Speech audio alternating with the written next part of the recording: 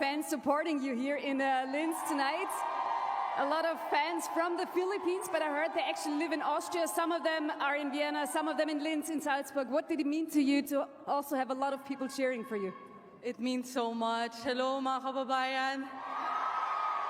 Hindi ko inakala ang dami ninyo dito sa Linz, pero salamat sa pagsubaybay sa mga laban ko at magkita tayo tomorrow. Yes. And going back to Linz, I know it's your first time here. How do you enjoy it so far?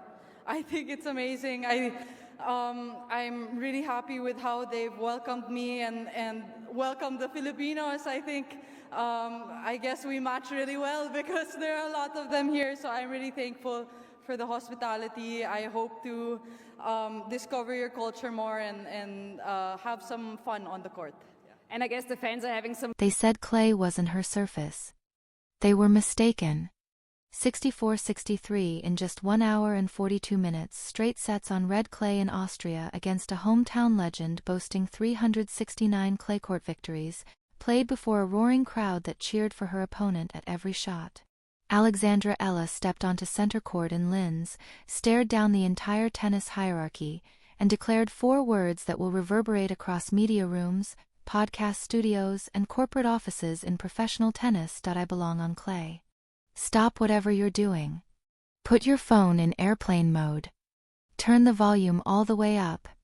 Close every other tab, because what unfolded today at the Upper Austria Ladies Linz is far more than a match result. It marks the start of a seismic disruption the establishment has feared for months.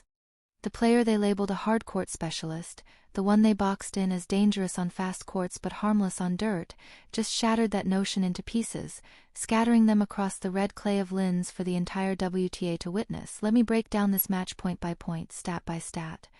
Translate these figures from cold numbers into the language of psychological warfare, and what Alex Eala achieved today was surgical, suffocating, the type of performance that makes coaches rewrite scouting reports and opponents lose sleep before even stepping on court. Let's begin with the most chilling stat of the match.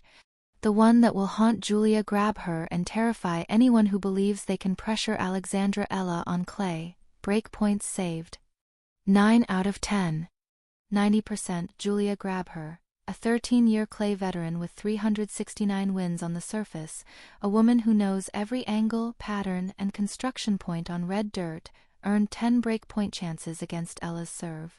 10.10 moments where momentum could have shifted. 10 moments for the crowd to roar, sensing blood, smelling an upset, believing their hometown hero was about to break the code.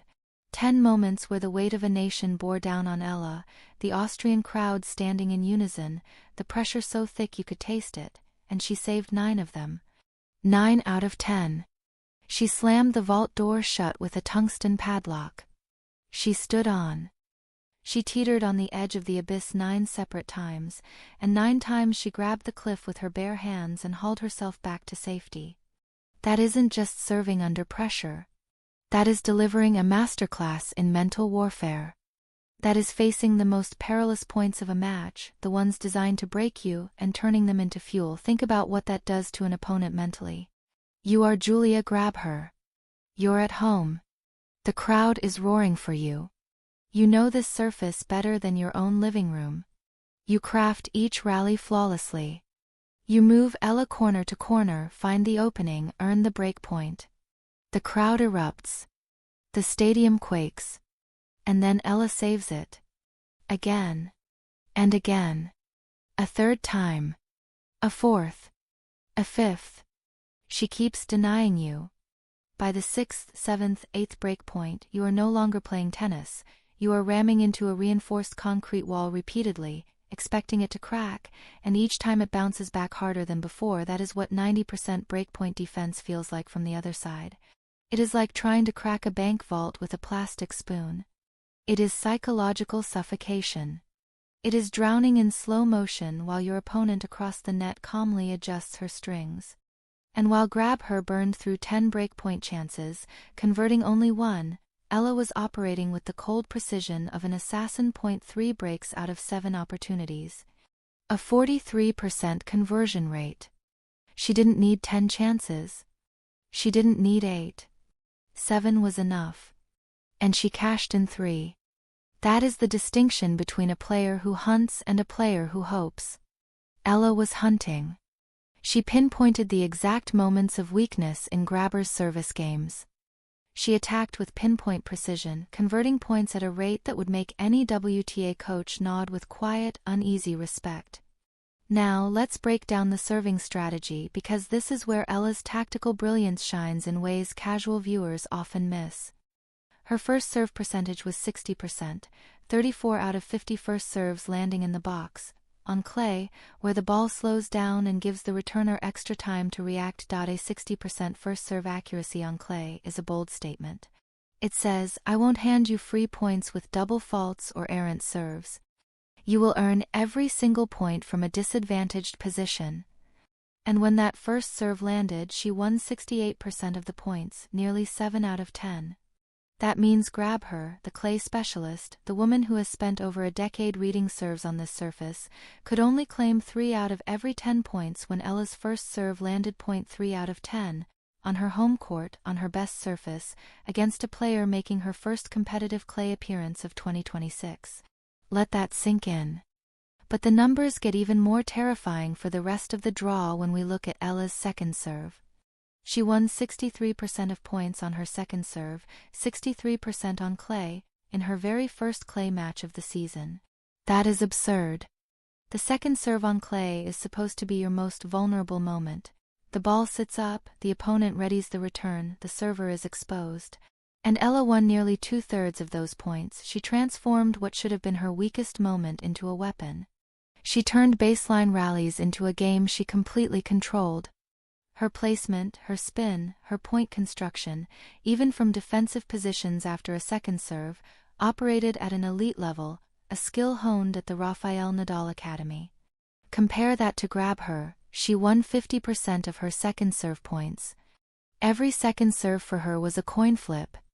Against a player of Eala's caliber, a coin flip is a death sentence. Eala read every second serve, loaded her returns, and pressured the rally from the very first shot. She turned Grabher's second serve into an invitation to attack, and she executed it with surgical precision. Zoom out to total points, 76-65.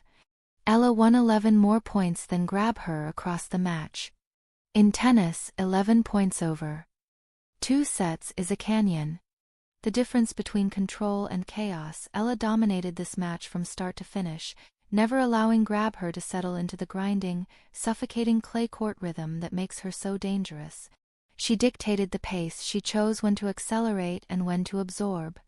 She managed each point like a conductor leading a symphony, knowing precisely when to raise the volume and when to let tension build. 12 games to 7. Eala won nearly twice as many games on clay in Austria against a player with 369 career clay victories, and she did it in her first clay match of the season after an 8-tournament hardcourt marathon. Auckland, Melbourne, Manila, Abu Dhabi, Doha, Dubai, Indian Wells, Miami. 8 hardcourt events, 0 clay matches in 2026 before today. Yet she steps onto the red dirt of Linz and wins 12 games to 7 in straight sets like she's been playing on clay all year. That seamless transition, the ability to switch surfaces without missing a beat, marks a complete player, a universal threat, someone who cannot be contained by any one surface because her game is built on tactical intelligence, not surface preference, and she did it without a single ace. 0. Let that sink in. In modern tennis, aces are the crutch, the emergency exit, the panic button. Eala had none. Every one of her 53 service points was earned through rally construction, placement, spin variation, and mental discipline. She didn't blast her way out of trouble, she thought her way out. She maneuvered through the match using the Nadal playbook. The serve is not the weapon, it's the opening move in a chess game already planned 3 shots ahead. With 0 aces and a 90% breakpoint save rate, Eala proved that domination on clay doesn't require a 120 mph serve. You need brains, composure, and the ability to execute under pressure while every voice in the stadium screams for your opponent. Eala possesses all 3 in frightening quantities, and speaking of the draw, what comes next is even more terrifying.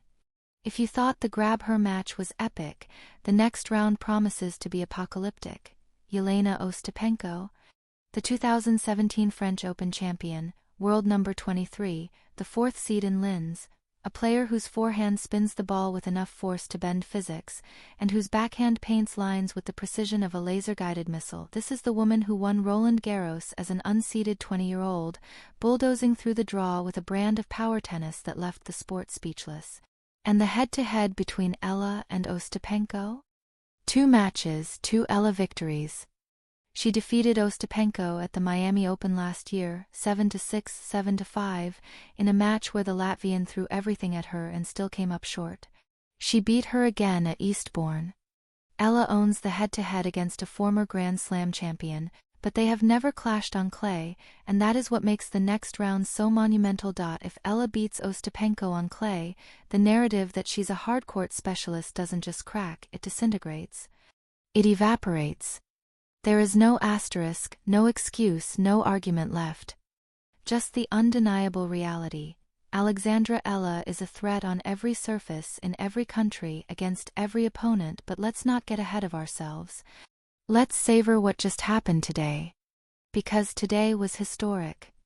Alexandra Eala, 20 years old, born in the Philippines, trained at the Rafael Nadal Academy in Mallorca, walked into her first clay match of the 2026 season against an Austrian veteran on home soil, with an entire nation screaming behind her, and she dismantled her in straight sets in under 2 hours. She saved 9 out of 10 break points. She won 63% of her second serve points. She won 76 points to Grabher's 65. She broke serve 3 times, lost serve once. She never panicked. She never rushed. She never let the crowd penetrate the tactical fortress she had built around her game plan. She played like someone who had been competing on clay her entire life, not a player who hadn't touched the surface competitively in months. And she did it carrying the weight of 115 million Filipinos, not as a burden but as rocket fuel. Every Filipino watching from Manila to Cebu, Davao to Los Angeles, Dubai to London, Rome to Tokyo, sent a frequency of energy through their screens that transcended borders, time zones, and languages. The ISA Army showed up, comment sections flooded. Live streams exploded. Hashtags trended. And Eala felt it, she always does. She has said it herself, these are the moments she dreams about. Selling out stadiums, competing on the biggest stages, representing something bigger than herself. And today, on the red clay of Linz, she delivered for every one of those 115 million people who believed in her when the stats said she had no business winning on this surface. Even the tournament director of the Linz Open, Sandra Reichel, predicted it before the tournament began. She knew something special was coming. The Linz tournament director called Eala unbelievable. She said it was incredible for the Philippines, for the fans, for tennis lovers everywhere to witness a talent like hers. And today, Eala justified every single syllable of that praise with a performance that was as clinically precise as it was emotionally electrifying. Her career clay record coming into this match? 14 wins, 21 losses. After today, it's 15-21. 1 match closer to equilibrium. 1 match closer to shattering the narrative. 1 match closer to proving that the surface once considered her ceiling is now her stage, with Stuttgart next on the calendar, followed by Madrid and then the French Open. The clay season is no longer a detour for Eala, it is a campaign. A conquest.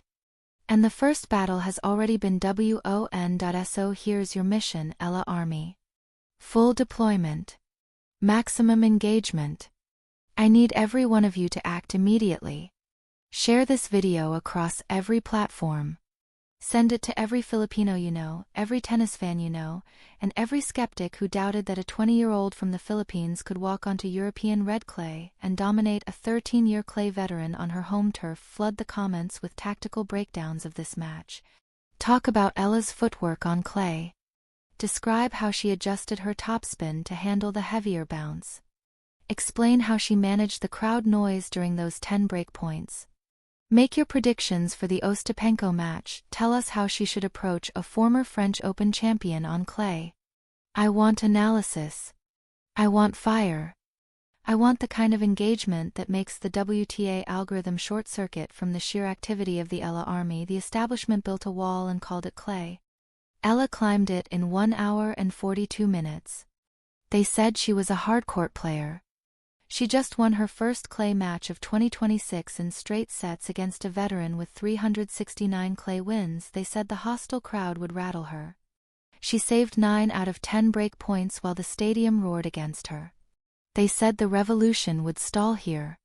They were wrong. 15 and 21 on clay. The number is rising. The old narrative is dying. The revolution is accelerating. And Yelena Ostapenko is next. Eala army 1 down. The hunt continues.